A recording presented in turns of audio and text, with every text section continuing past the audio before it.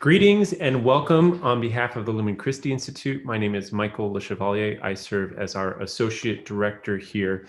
Lumen Christi was founded in 1997 by Catholic scholars at the University of Chicago, and our mission is to make the Catholic intellectual tradition a living dialogue partner at the university and in our broader society through courses, lectures, summer seminars, and now virtual events. Now, looking at the calendar this week, it is a great week for the Catholic intellectual tradition. Thursday at 7 p.m., we conclude our series on Eastern Catholic theology in action with a presentation by Metropolitan Archbishop Gudziak entitled Quo Vadis, the Direction of Eastern Catholic Theology. On Saturday, we are co-presenting with the Harvard Catholic Forum an event on COVID and the Worldwide Church with John Allen from Crux. On Saturday, we are co-presenting, on Saturday, our Lumen Forum is hosting a virtual conference entitled Human Rights and Wrongs, the Catholic History of Human Rights. This is for high school students. And finally, next week, we host former university president Dennis O'Brien for a conversation on a Catholic life in the secular university. We're going to be posting details about all of these within the chat, so stay tuned for that shortly. Today's event is part of the Lumen Christi Institute's Forum on the Church and Higher Education, which convenes scholars to discuss the situation of Catholics and the Catholic intellectual tradition at both secular and Catholic colleges and universities. Now, the best way to stay up to date on all of our events and offerings is to join our mailing list today. Once more, you'll see information about that within the chat. Now, I'm grateful to the many co-sponsors who have helped ensure the success of this event: the Point Magazine, the St. Benedict Institute, Calvert House Catholic Center, Princeton University Press, and the Henk Center for Catholic Intellectual Heritage. You too can help support our events in two different ways. First, you can help get word out to your friends or follow us on social media and share our materials. Even during a time of social distancing, word of mouth is the best way for us to get word out to new parties. You can also, if you recommend this event afterwards, share the video tomorrow. And we record all of our videos and make them available on our YouTube channel. So if you go on there, you'll be able to watch any of the events that you've missed or any of the events that you look forward to, but will be unable to participate in. Our programs are also only made possible by the generosity of donors who help ensure that our content remains free and accessible. If you want to help advance our mission to bring the Catholic intellectual tradition to new forms, I'd invite you to become a supporter of our work today by donating at www.lumenchristi.org/donate. A gift of any kind is helpful. Now let's get started with today's event.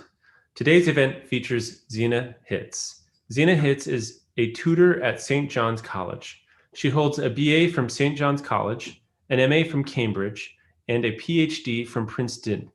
Prior to teaching at St. John's, she taught philosophy at Auburn University and the University of Maryland, Baltimore County.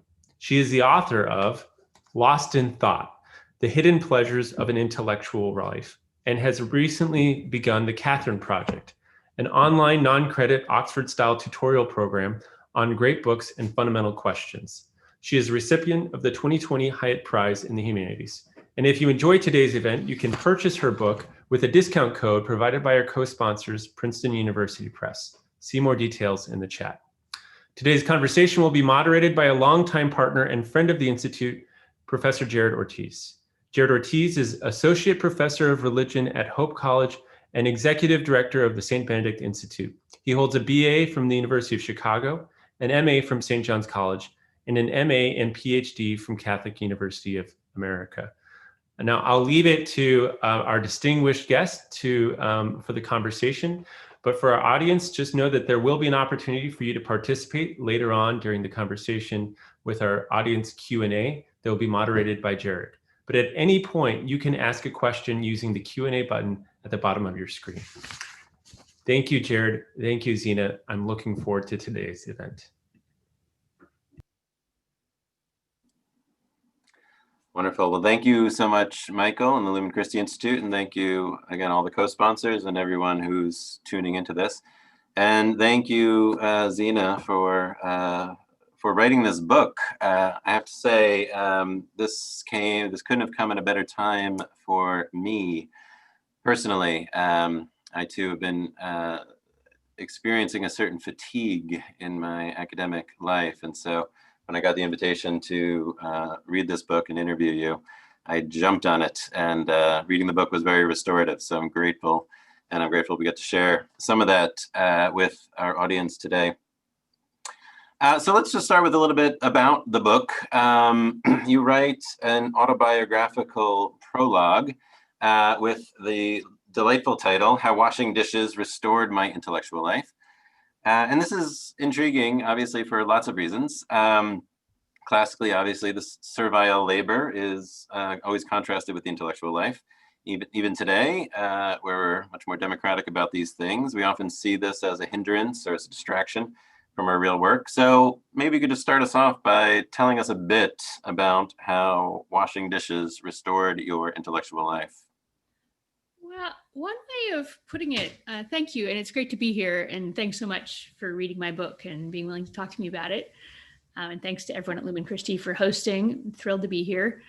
I had planned to come in person, hoped to come in person, but this hasn't worked out that way. But this is, it's something, it's still a connection.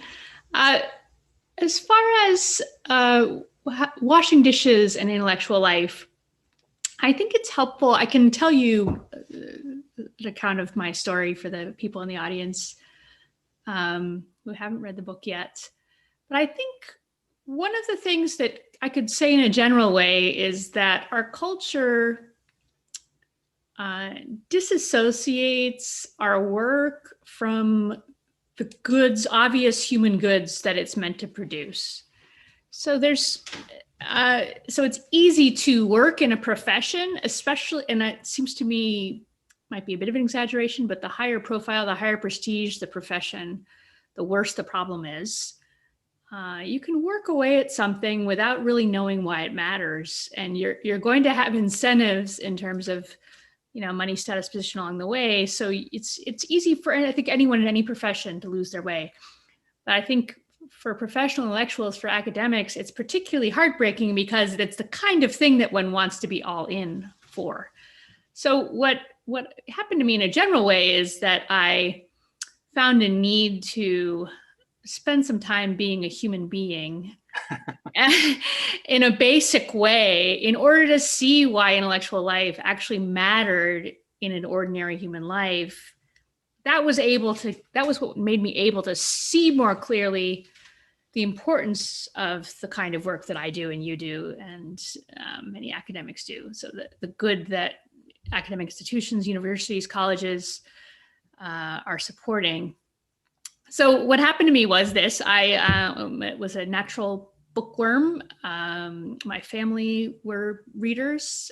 We got in lots of arguments about trivial matters of fact. I think I lost a lot of the arguments until I went to philosophy grad school, and then I started to win, and then arguments became less common after that. I went to a wonderful liberal arts college, St. John's, where I teach now, which really matured my intellectual interest and broadened it and deepened it and taught me really how to sit with a difficult text or a difficult question and work through it and get lost in it and not so much care about what the result was or what conclusion I drew or what publication I got out of it or what grade I got out of it, but just to love the activity of learning. I don't think there's many places that are better than St. John's for cultivating just that. So I was very lucky to be able to go there. Then I went to graduate school because I was in love with learning. So I wanted to do more of it. And I was lucky. I was, again, very lucky to go to pretty elite programs, became a professional academic, a scholar in classical philosophy. And that was also wonderful in terms of the quality of the learning that I was able to do. And I got further into the depths, I think, of my field and the books I was interested in. But I did also get sucked into this sort of prestige and status game that happens in various parts of academia, not everywhere, I don't think, but it's quite widespread. And I lost touch with what I was doing. And that happened in two different ways. On the one hand, I was on a research track. So I was a research academic. Research was supposed to be the center of what I did. And I liked research. I liked going to libraries. I liked figuring stuff out. I liked pouring through passages.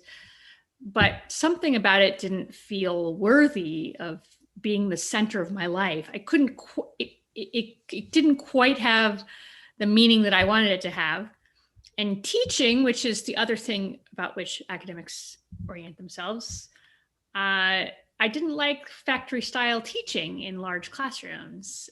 Every classroom I was ever in had some magic in it. There were always students who learned. So I don't want to disparage the whole business, but it was very, from my point of view, for someone who wanted to do for students what had been done for me, which is to bring them into a type of inquiry, a type of conversation, which was worth doing for its own sake, which went on indefinitely, which was a window to all kinds of personal and intellectual growth and strange curiosities and moral quandaries and just the whole depths of human history and human thoughts and all of these things.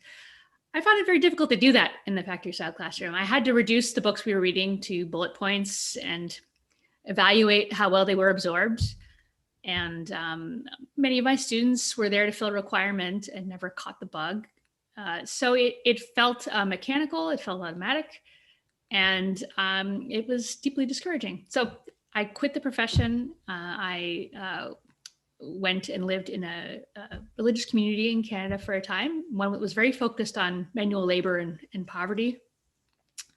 And it was there that I did this human thing where I lived a very full human life, very rich, had basically everything I could ever want, except for intellectual life at a level of intensity that I was accustomed to. So I could read good books. I could have an occasional conversation, but I couldn't do that kind of work.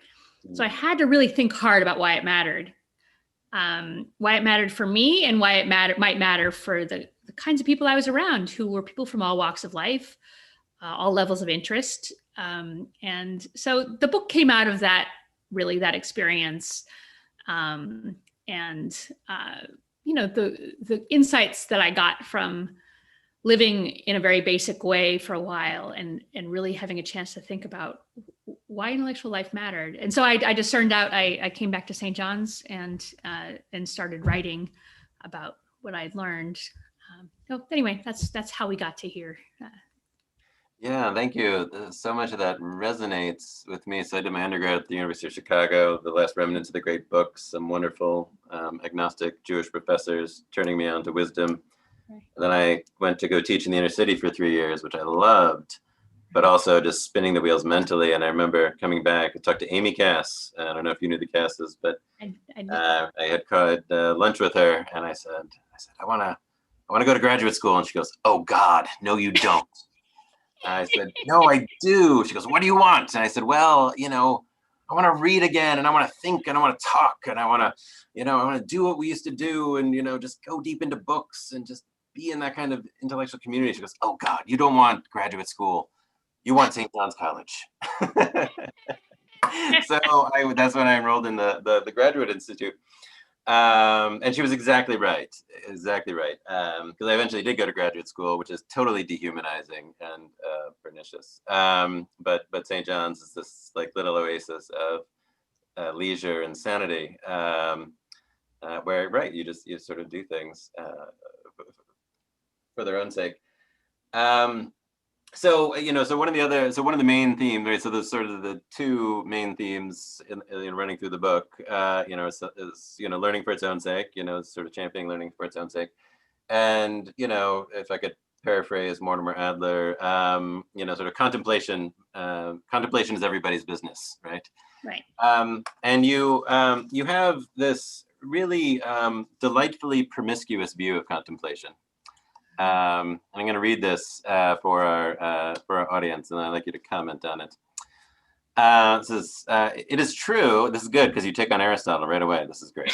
It is true that Aristotle conceived of contemplation too narrowly. That's good. Sophisticated philosophy of the kind he practiced himself forms the core of his notion of happiness. But it is evident, I love this, this is evident, this is so good. But it is evident that contemplation can be the relishing of the beauty of one's family and its common life, the sophisticated calculations of the physicist, the admiration of the curve of the wood being shaped into furniture, the nun singing the Psalms 5 times a day, the therapist or teacher poring over their human examples. Right, so really, really lovely. So maybe say a little bit about, sort of why you think Aristotle's too narrow, and then why these really seemingly diverse things count as contemplation. So thank you for the question. I think that Aristotle's view may be a bit broader than I describe it there. I'm simplifying to a point. I do think he thought the highest life was a philosopher's life, that is his life. And philosophy for him, as anyone knows who's picked up one of his books, is a pretty high-end outfit. It's very serious. It's pretty accessible for ordinary people as far as dead philosophers are concerned. But it's not the kind of thing that just anyone could work into their daily life. And he knew that, and he fit that together with some of his other assumptions, and decided that only a few people could really be happy, could really live the full human life.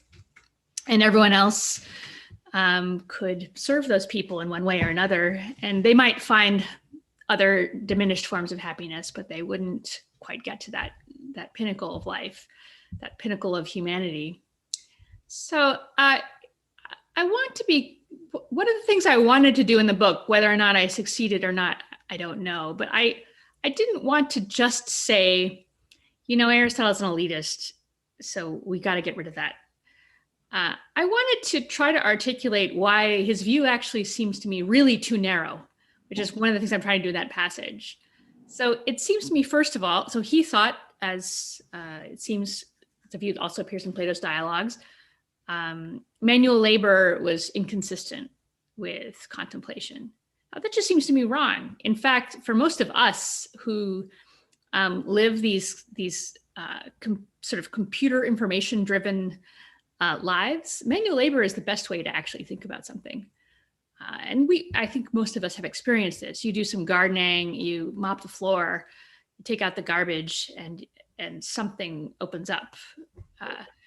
And that's also, I think, why people who work with their hands are often extremely interesting people, often more interesting. I mean, I don't want to get into class warfare, but than people who push paper all day, because pushing paper kind of eats away at your mind in a way that actually I don't think manual labor necessarily does.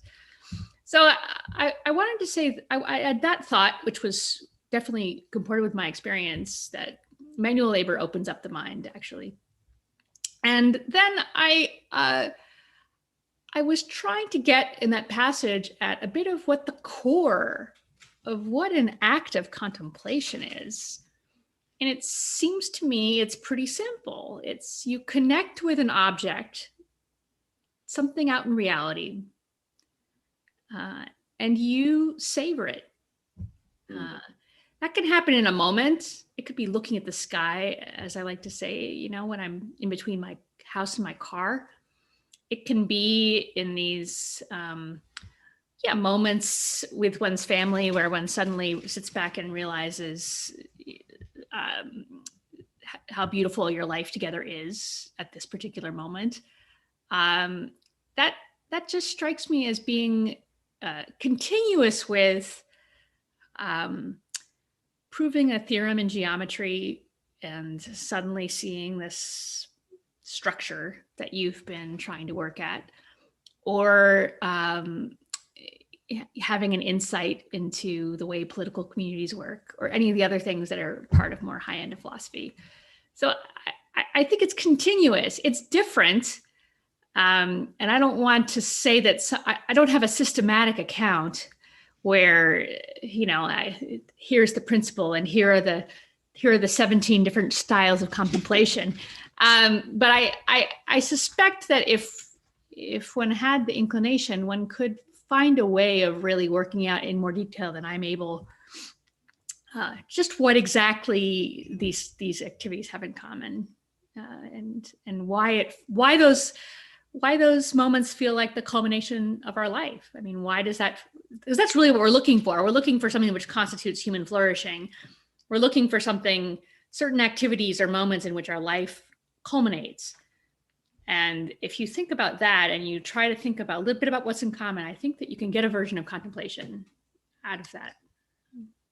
Yeah, I mean, it struck me, in reading that passage, it struck me almost Tolstoyan at that moment, where, you have these sort of well springs of life. That's good, whether it's Natasha at the ball or, right. Pierre hanging out the carriage window, looking at the stars or something like that, right? And there's these kind of moments of overwhelming life.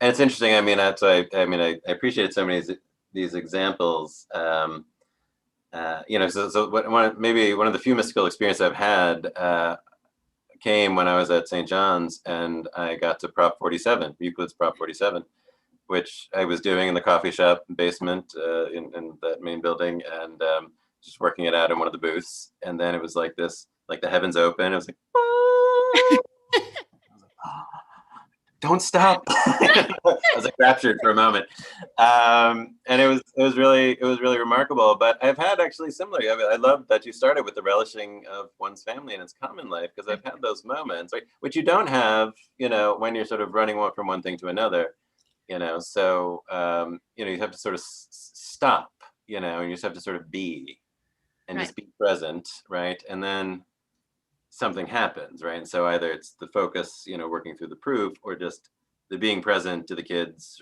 wrestling and jumping off the couch or something, right? But then, so sort of something comes into focus, right? And then there's a light, I do think it probably has to have a sense of grandeur in it. So I don't think it can be just a simple pleasure. But I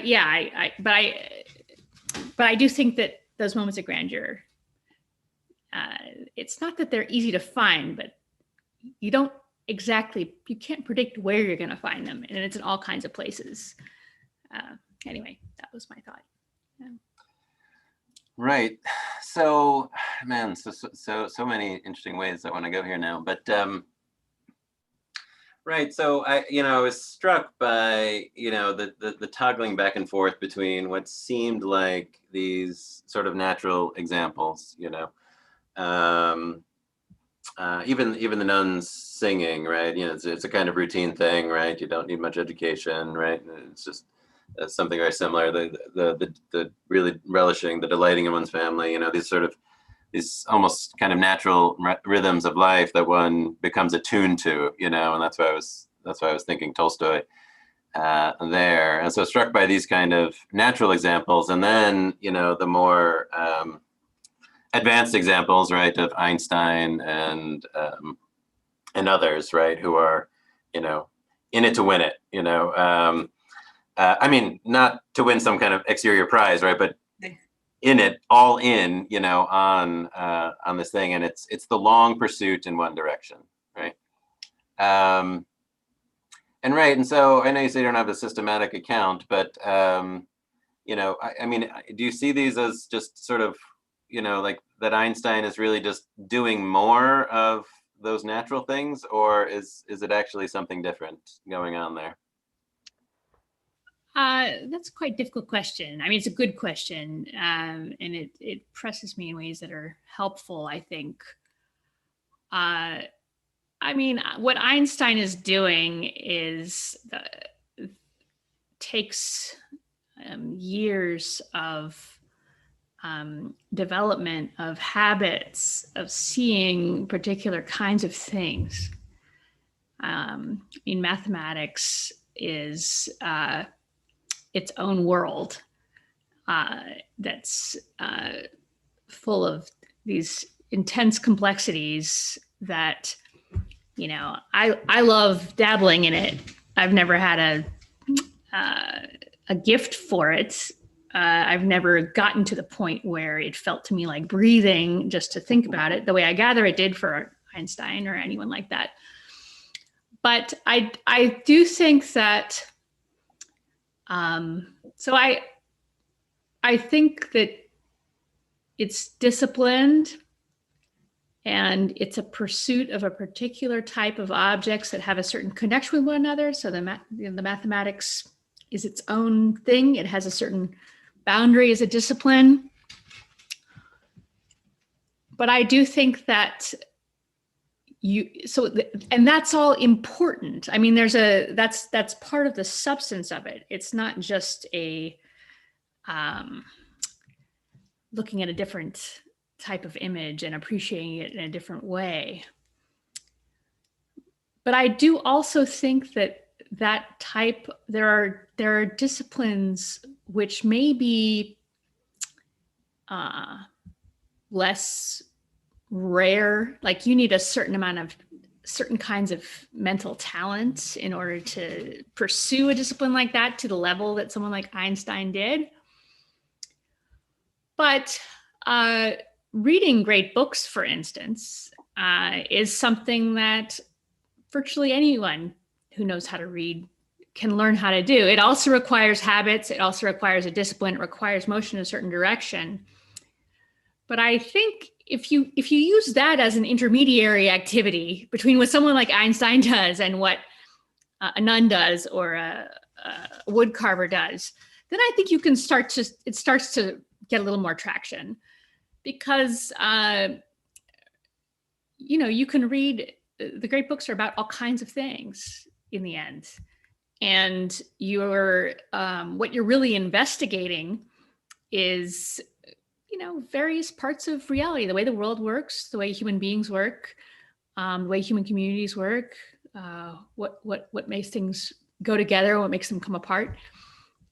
And I think so. That's how I would think about it. It's ultimately, if your mind is making contact with reality and you're savoring it, that's common across these three things. That's different is the habits and the disciplines, and of course the nuns have them too, right? It's just they're not.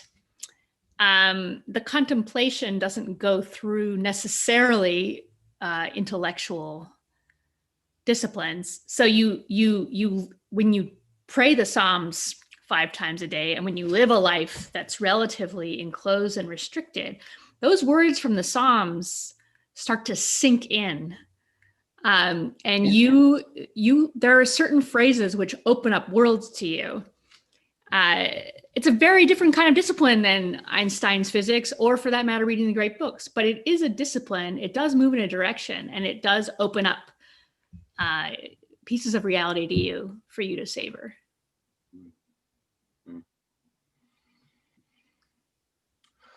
So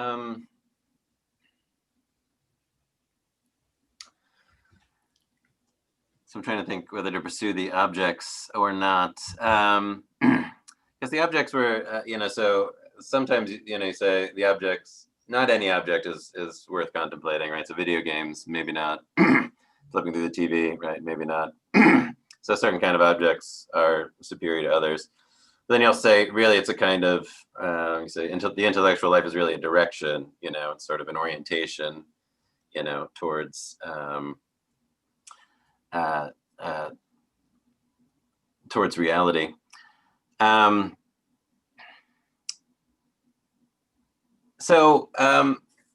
was one of the, so that's why I was thinking about these different objects, the ones that are worthy of contemplating. And I love the example you gave of John Baker, right? Who's an auto insurance accountant or something, dull man by day, but peregrine contemplator by night, So gets on his bike and just chases down peregrine falcons, for 20 years, right? and writes this sort of penetrating study, in falconry, which is philosophical and almost mystical in some ways. I mean, it's really remarkable to read that. But so you have something like falcons, and then you have something like geometrical proofs, right? Visible things and invisible things. And so does it matter? Is there a difference between contemplating visible things and invisible things? Oh, I love that question. Let me say one thing, first of all, while I chew on that, about the types of objects and the worthy objects.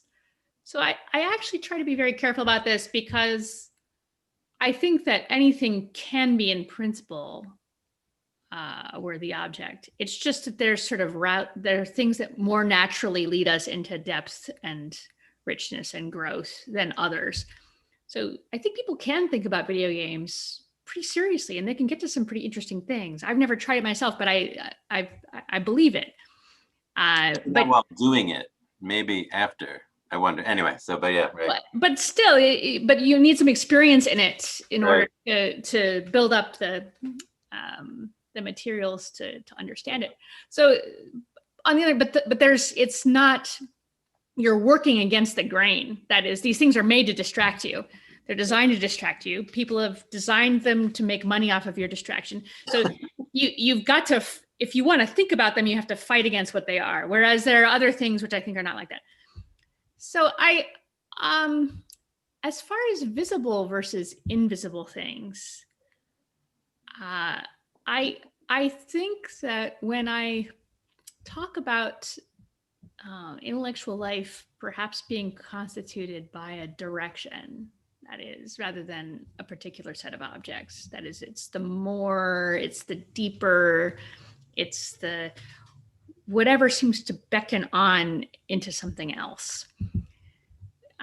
In a way, I'm doing something traditional, which is that's the way that Platonism works. So you start with, and you see that in particularly someone like Augustine, who does it so beautifully, right? You start with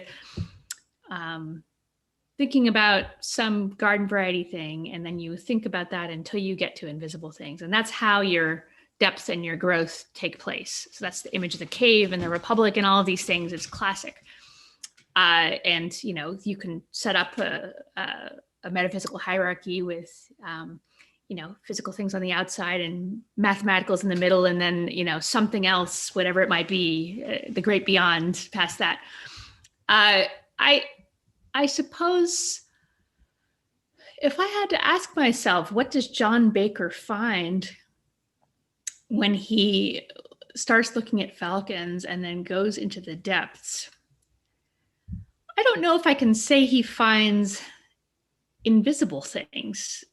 I don't know that he finds his way into mathematics or universals or God. Those are all things which are possible directions that one can go in. But he does find things that are well beyond just an animal with feathers. I mean, it's they're predators. So the book is really that he ends up writing is really a meditation on violence and the attractions of violence to us.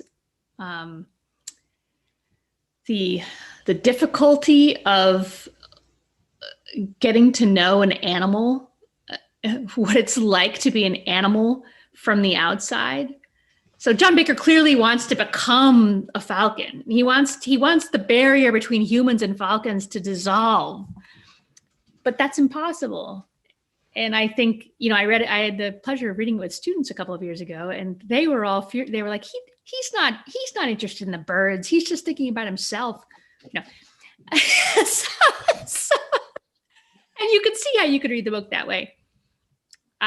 So it is getting to not universals with a capital U, not the forms floating up somewhere, but it's getting to something more generally human, more common, more than well beyond a particular bird or a particular type of bird or a particular investigation. And if it didn't do that, if it didn't get to something human, something universal, something you could share, then you could never write a book about it, much less a good book that people loved 50 years later. And I think will love even beyond that. I think that book's really a classic. So I don't know how to articulate what that type of knowledge is, or that type of understanding is.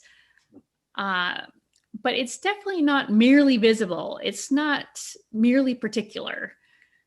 It reaches into something that we share in common without erasing the distinctiveness of his experiences. I don't know what more to say about it than that. It's a very hard question.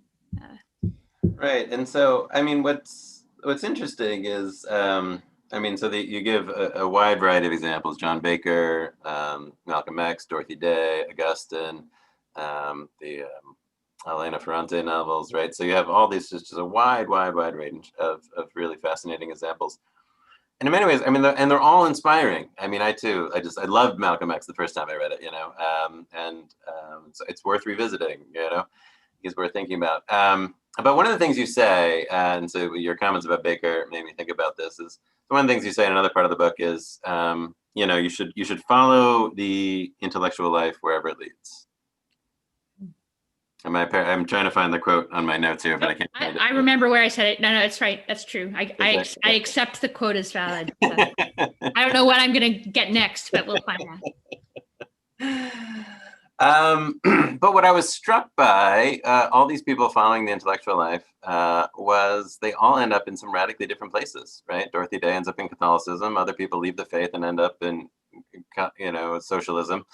Malcom X, at least initially, ends up with, in some ways liberated from his vices, but also with the most crackpot race theories around, which he later sheds, because he's a disciplined and, virtuous man who keeps going in one direction, right? But he didn't have to keep going in some ways, or he could have died before he got there, and it would have been tragic, right, if he ended his life with those theories. So I don't know. It's interesting because that the intellectual life is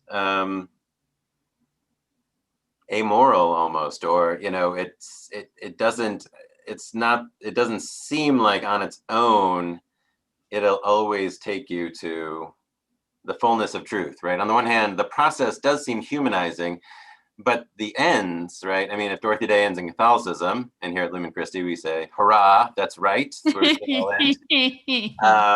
But then I forget, you got some other people end up in socialism, right? And you say, oh, boo, atheism, okay, not great, sorry, you got it wrong, right? But they both followed it with a certain amount of integrity, right? But they end up in these radically different places, So, I mean, should one trust the intellectual life? Should one just follow it wherever it goes?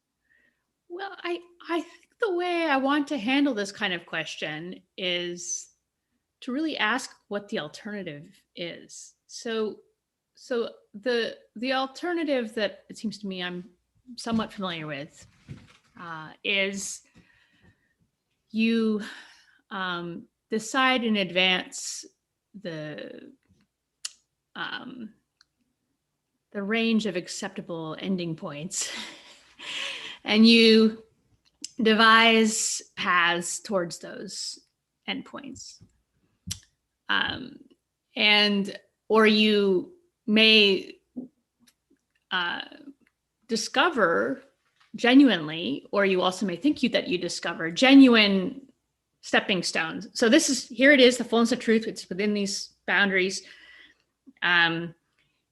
Given what we know about X, Y, and Z, we know that this comes first and this comes first and this comes first. And, if we think about a human being this way, then there should be a certain order and so on.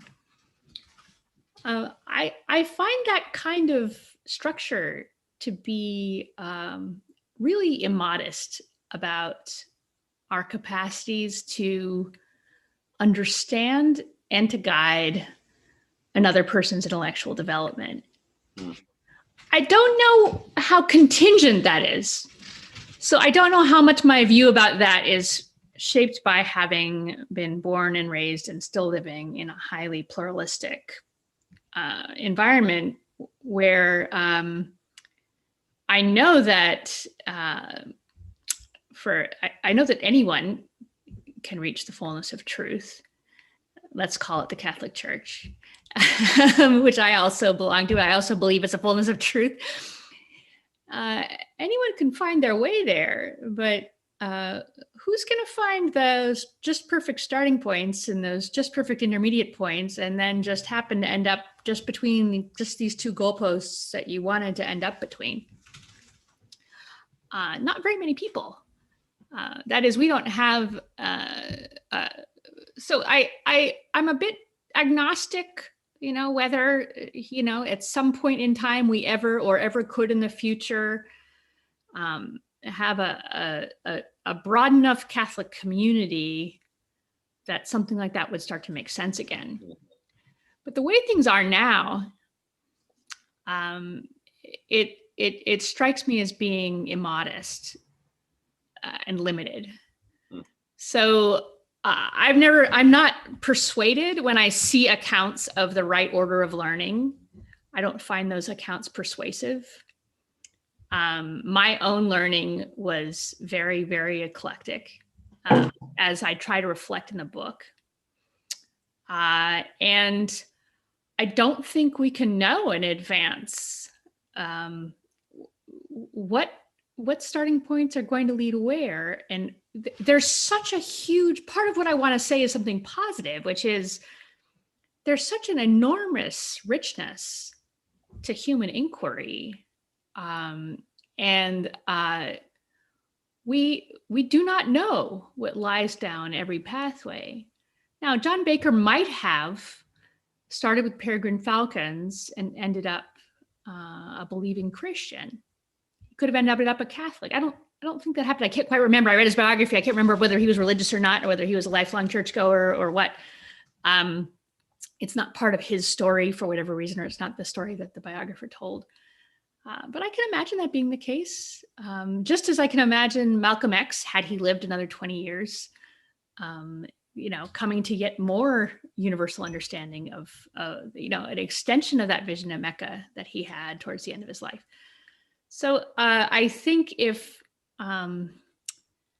for me, the key is that thing that I bring up towards the end of the book that I call the virtue of seriousness. That is, if the person has a zeal for this more, for this depth, if they keep restlessly searching for something beyond what they've got, that seems to me a wonderful, beautiful thing. I don't think we should complain about that just because at some given moment of time they think something that we disagree with.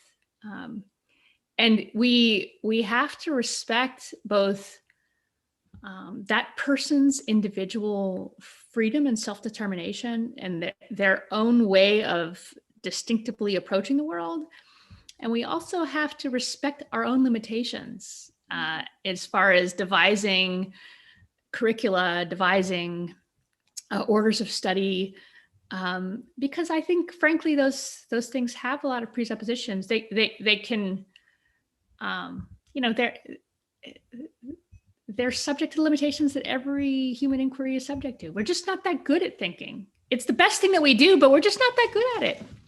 And for us to pretend otherwise is crazy.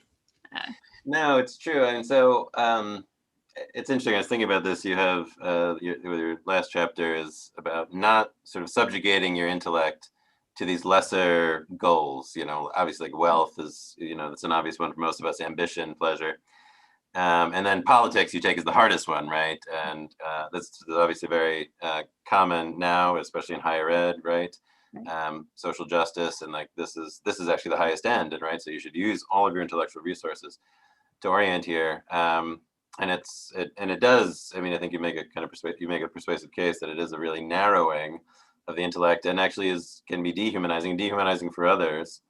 You even have a few punches at some of these Catholic schools with, I mean, a lot of Catholic schools aren't Catholic anymore, but the ones that are really trying to be like, we're Catholic, they do sometimes produce pretty narrow graduates. Not all of them, but there is kind of a fixed curriculum. There is a right answer, and, it's a kind of narrowing.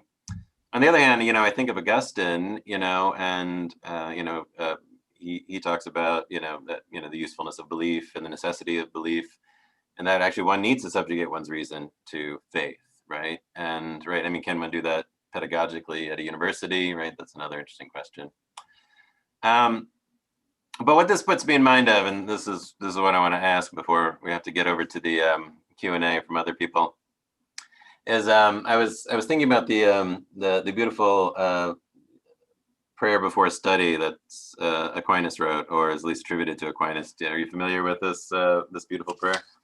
And I won't read the whole thing, but at one point, the third stanza, he says, "Pour forth a ray of your brightness into the darkened places of my mind.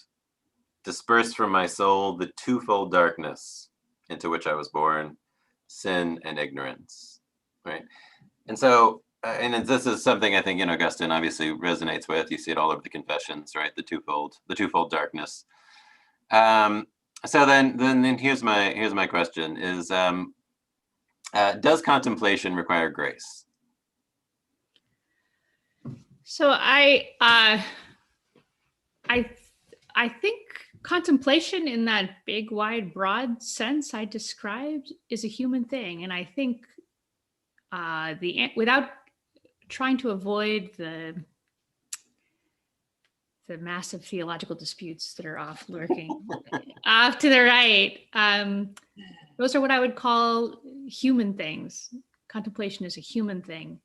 It's a vehicle for grace. Contemplation in the Christian sense, that is, contemplation of God, requires grace. But the broad kind of contemplation of the various goods of the world, that seems to me not to. And again, I'm avoiding theological controversies because you might think that, mere existence is a grace and the human goods are all products of grace and so on. I want to avoid that.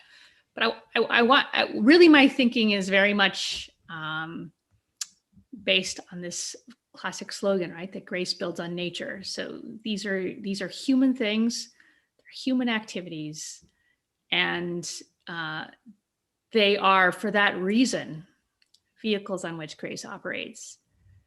So it's interesting to me that what the view you attribute to Augustine, which is seems to be what he really thought based on all kinds of things, is not very consistent with the way he gives an account of his own life in the Confessions. So I don't know what to do. I've been thinking about this for some time, to the extent that I have the bandwidth, and I want to work it out, because he's a smart writer. He's not a dummy, and he must have something in mind, given the way that he constructs his story. But the way he tells his story is, I grew up in this, I guess technically I was Catholic. I read Cicero, and I decided right then I wanted wisdom. Now, Cicero's not an inspired author. In fact, from my point of view, he's, there's nothing more painful than reading Cicero in all of philosophy. Like, he gets the speech of Cicero and he wants wisdom. He starts looking for wisdom. He ends up with this Gnostic cult, the Manichaeans, and he figures out through philosophizing that what they're saying doesn't make sense. There's inconsistencies. So he knows it can't be true. And that's what, his mother's very worried about him. She goes to her bishop, and the bishop says, he's going to find his way through reading. Keep praying, but don't worry about it. He's going to find his way through reading. So then he ends up being, so what his reason ends up doing for him, as far as I read the Confessions, is liberating him from false beliefs. So he ends up in this moment right before he discovers the Platonists as an academic skeptic. He doesn't think that you can know that anything is true. Now then, Platonism has a different kind of impact on him. I think still a rational impact. I think still a human impact. But it's only through this human process of using your reason to destroy, so to speak, to sort of level the ground of your false beliefs and of your pretenses, then grace can move. And that's what it does in his account. So that comports with my experience. That is, I spent a long time studying philosophy, not from a totally secular perspective. And what it taught me was that really brilliant people can believe all kinds of crazy stuff. And you're never going to find, you're never going to find a sound and valid argument for a thesis, which is interestingly true. I mean, that's just not going to, you're just not going to find, that's ridiculous. I mean, maybe what I said was too strong and someone's going to send me an email tomorrow saying, I thought of one that you should recognize this one. Then I thought, well, okay, but what goes on here? Now, what has happened, I would say this, that because I have this, not unheard of, but somewhat unusual experience of having a conversion after getting a PhD in philosophy. I can see, from my own experience, on the one hand, that this intellectual studies prior to that prepared me, again, by leveling the ground. And also that once that faith settled in, it was extremely intellectually liberating. So there was nothing constraining about it at all. The contrary, I could suddenly think more freely and more openly about things that I cared about. And it opened up whole realms of inquiry that I hadn't even known were there. So that's why I'm very skeptical about the idea that somehow faith is a limitation on reason, that somehow you look at what the faith teaches and then you use the intellect between these bounds, because that doesn't seem to me either the way I've experienced my faith or the way I've experienced my intellectual life. And I am concerned that some of, I've met wonderful people, honestly, brilliant people from all of those Catholic schools that I criticized to get a little bit in the end. So it's not anything universal, I'm saying. But it is true that I have also, it seems to me, encountered some people who think that forcefully expressing their opinions and finding justifications for them is intellectual life and is the fullness of Catholic intellectual life. And that, I think, is a betrayal of the legacy of Augustine, who was a restless searcher his whole life, and who wrote 5 commentaries on Genesis because he never felt like he got to the bottom of it. So I want to really encourage Christians and Catholics to use their minds freely, and not in a way that's foolish. Have a faith community, have some support, try to find some really good teachers who aren't trying to shake you out of your faith. So you need some basics, emotional support, spiritual support, or whatever. But after that, just let things go and trust God, which I think is really what we're called to do in the intellectual life as everywhere else. I love that. Thank you. No, I think that's right. Thank you. I see we're probably at the time that we should start taking some questions from the audience here. So here's one that I like, because actually all these are really good, but this one touches on things in your book, because you actually use art in a kind of interesting way. So this says, this is Isaac Chinchilla asks, does visual contemplation, say of paintings, and oral contemplation, say of music, form us in different ways? Does such sensory contemplation offer a path to a kind of holy sensuality? Yes. No, I know you Next question.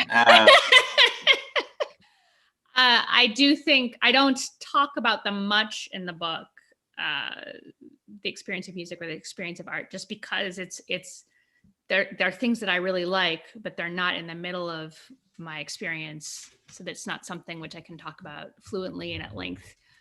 But I do believe that they are contemplative. I do believe they are leisurely. I can believe they can count as the culmination of a life. I think that they can as you're suggesting, elevate the senses, put the senses in a condition to receive something different. There's obviously some dangers there, right? You don't want to absorb your senses in such a way that you're not connecting with some broader reality. But anyway, I think that's absolutely true. The one thing I think, I do think, is that there's something about books and thinking distinct from creative encounters, so encounters with art or with music,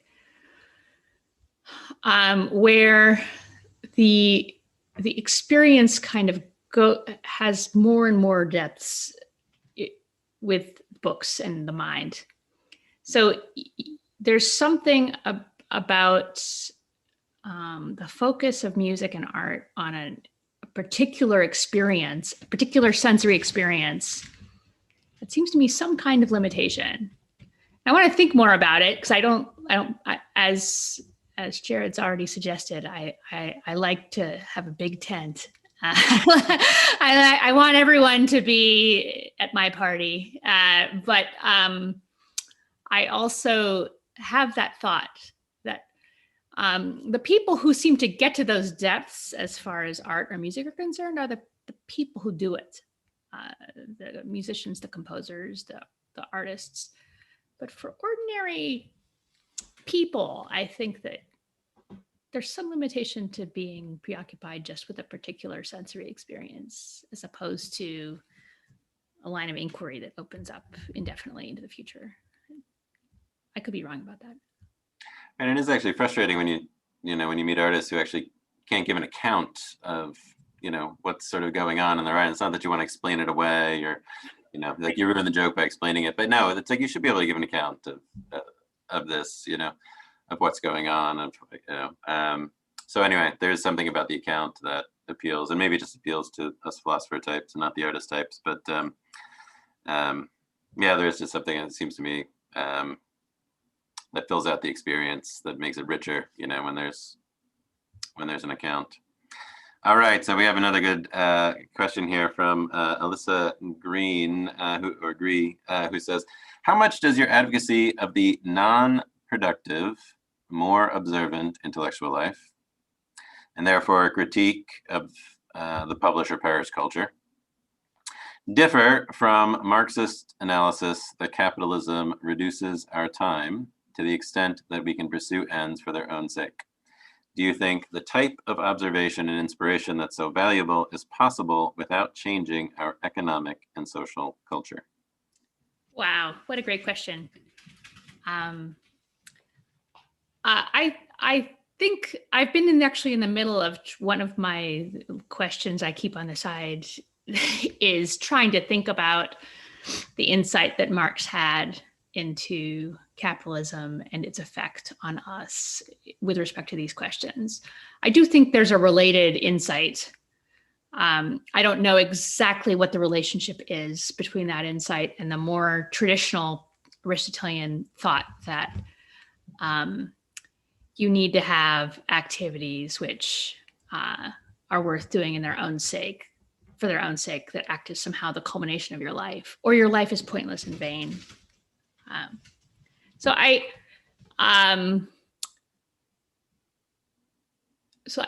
So basically part of what you're asking about is something that I don't yet know, because I don't know my Marx well enough. It's something I'm trying to think about. The other part of your question as to whether we need a change economically and politically, I think the book tries to be neutral on that kind of question for the following reason. I do think that our economic, cultural, and political environment is deeply hostile to the values that I'm promoting. I think maybe it always has been. That's why I talk about the world as being this sort of eternal source of social competition, which threatens us in every age, because it's in our hearts somehow. But I do think that we face particular challenges in this age, that it may be worse for us than it is for others. I would support any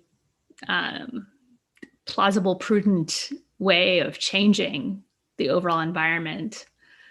But I don't want to have my happiness or the happiness of my students or the happiness of my readers depend on some revolution somewhere in the future. That is, I think we have to, whatever social and political changes, economic changes are good and necessary and prudent, we have to find a way to live a human life right now in our environment, because that's the way that human lives, basic human activities are passed on. They're passed on from person to person. So you have to live the best human life you can right now and pass it on to others. And that's not to say that a person shouldn't fight for various reforms within the realms of prudence, but you don't want your happiness to depend on the success of those projects. They're very much out of our control. So I wanted in the book to express ideals that could serve to guide an individual in a tough environment. Say you're a Romanian political prisoner, you don't have a lot of options to overthrow the government and get a new economic and political system. You're stuck, you're in prison, like you've got no options. But you can develop these resources in yourself that will console you and give you happiness. But also that those ideals can guide people who are in a situation where political, economic, social change is possible. So that, or even for something as small as being an employer and thinking to yourself, what do the people who work for me need in order to live human lives? Well, okay, they need more than what X, Y, or Z business is offering as a standard. I need to do something different. So I'm trying to give ideals that are adaptable to a variety of circumstances, because I think we're not always in control of these things. But anyway, it's a wonderful question. So thank you. Yeah, and this is another part of your book, which we didn't get to talk about, was you talk about asceticism and discipline and how these are necessary, for the intellectual life, that one needs to find a place of retreat. Actually, your book made me appreciate my friends and my spouse even more. A friend who's an ophthalmologist who writes poetry to keep his sanity. And he just has to do violence. So just like cutting off the work. I'm just not going to work more. I'm not going to work weekend. You just have to do, and then just find these places for poetry.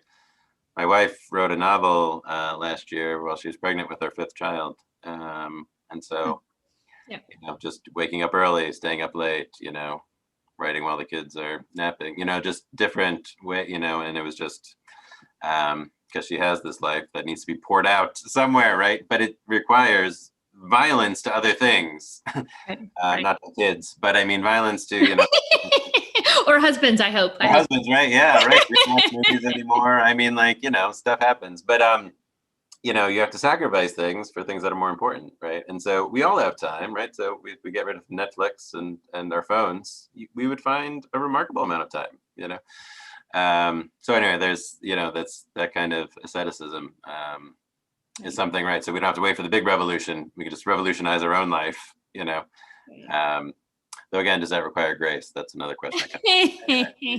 Certainly providence. Yes. For sure.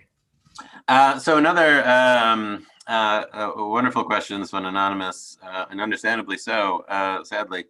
How do you recommend graduate students in less nurturing institutions maintain their intellectual openness in a system that prioritizes productivity and very focused projects? Yeah, that's a great question. I think the truth that I experienced, this is what I experienced. This is my truth, as they say. My graduate program was narrow, specialized, focused on productivity. I learned a ton of stuff without knowing what the point of what I was learning was. I jumped through hoops. I passed exams. I filled requirements, etc. What I started to find towards the end of my graduate studies, which was, mind you, restless. Okay, I went to 3 different programs and 3 different types of programs. I started out in classics, and then I was in this place nearby called the Committee on Social Thought for a time. And then I went to a regular classical philosophy department. But towards the end of that time, I started to find that the breadth that I had suppressed on entering graduate school, since after all, I had come from St. John's and studied literature and the history of science and political theory and everything under the sun, that was starting to come back. And I was starting to be able to use different things from different disciplines to address certain questions. And that has only become more true as time has gone on. And I find that although it was, in a way, not, I don't know how to think about it objectively, but as a means to an end, stuffing yourself with stuff that you have to know and learning a certain language is very useful in the end. It doesn't feel good at the time, but you as you get older, you'll find that you're less good at thinking new thoughts and absorbing whole new disciplines and taking on things. And so the more you stuff in there, it's like soil that you can grow something later. So an intellectual life is long. It's not exactly like what you do in graduate school. Graduate school is a preparation. And so I would have hope that your full humanity will find a way to come out in your intellectual work. And that might happen within your own academic field, or you might see another way to do it. But trust that the hoops you're jumping through and the narrowness of what you're doing will be useful in the long term.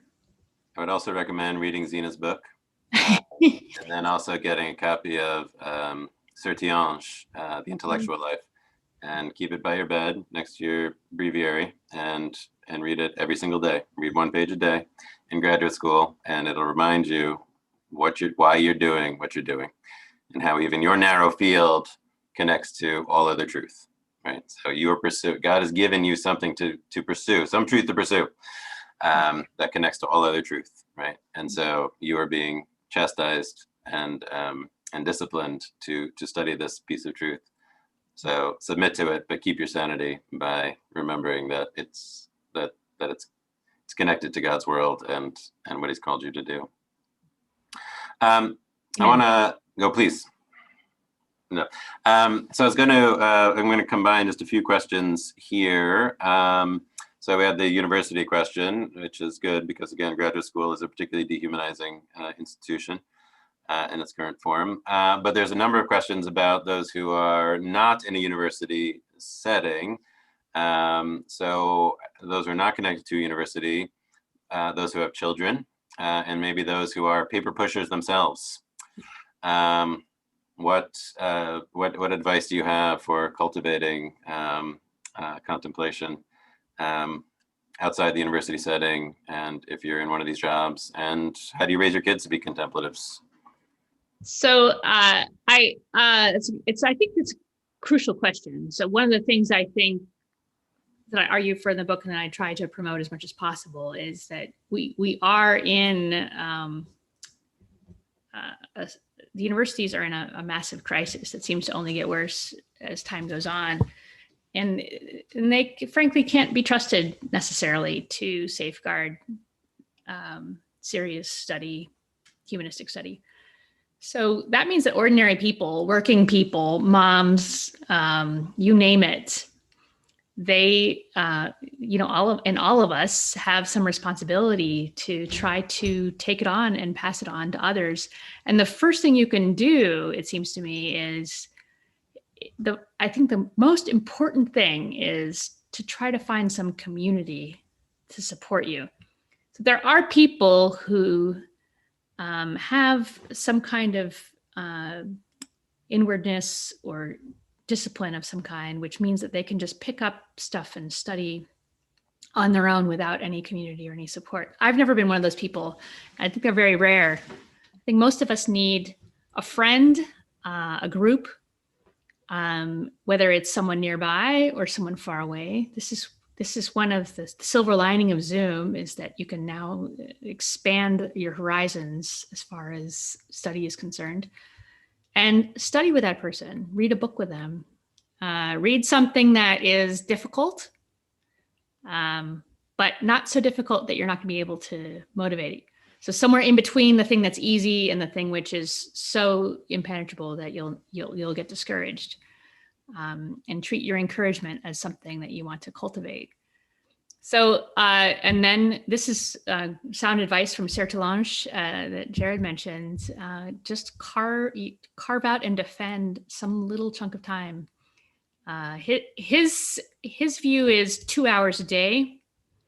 My own view is checking in, even for when you have nowhere near 2 hours, just touching base with whatever your project is better than nothing.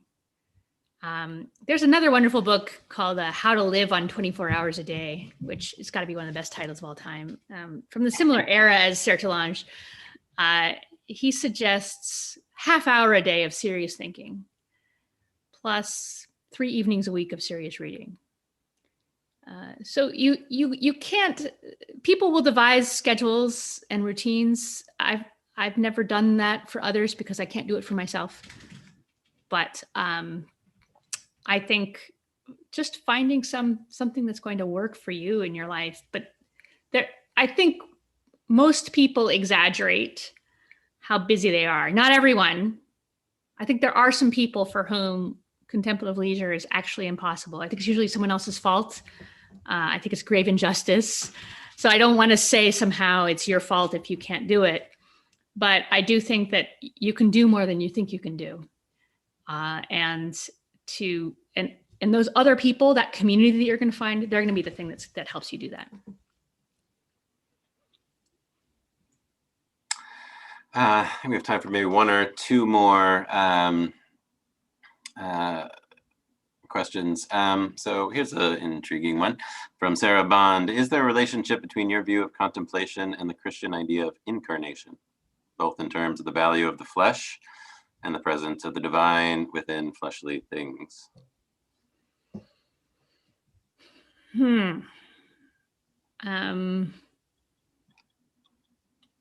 You know, I want to say yes, but I think the answer might be no, because because I spent so much time in my intellectual life with the ancient Greeks who didn't believe in the incarnation in the same. So it's get out of the material world and into the realm of the ideas. Now, I don't think that's a good way of doing things. I think we should believe in the incarnation. I think we should embrace the divine as present in bodies. But you can live an intellectual life the other way. That they in a way they invented it, or they articulated it, in a way that no one has since. So I do think that for me, the incarnation matters in thinking about an integrated human life. So thinking about intellectual life as being a part of a human life. So that I think the incarnation is at least the best way to understand it, whether or not it's the only way. That you can't, you need to habituate yourself to seeing, to contemplating virtually everything.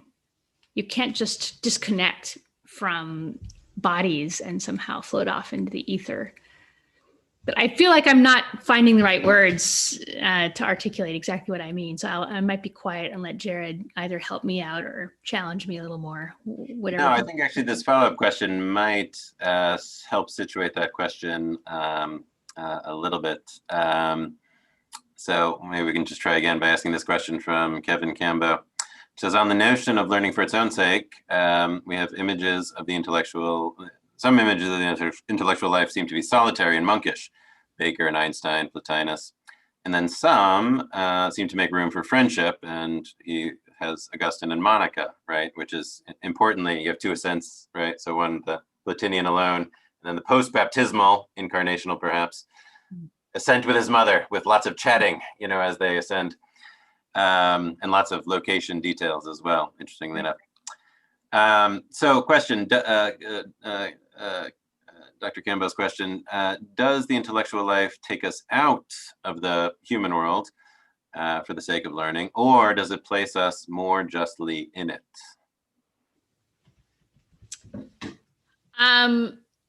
I think I know you, Kevin. Hi.